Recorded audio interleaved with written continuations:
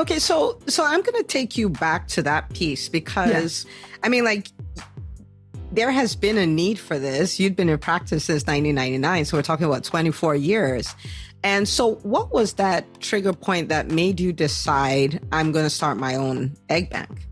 I think that sometimes you rely on convenience, where maybe there are other egg banks and you've been doing something one way for a long time, or, patients have sisters or cousins or friends that donated eggs for them.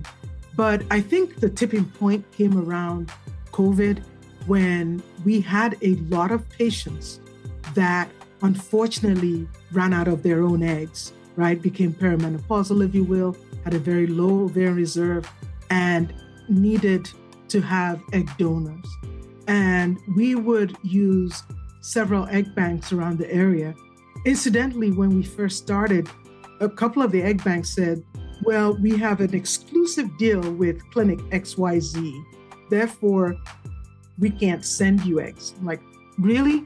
But I get everything else from you.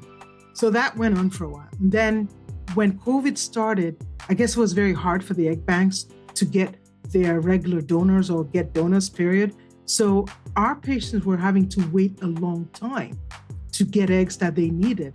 And if they finally found someone that they thought they might like, they will say, well, you only have a remnant batch. In other words, you only have, 3 left or 2 left.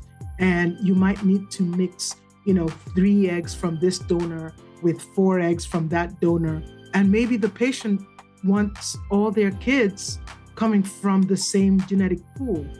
So they were forced to split it up.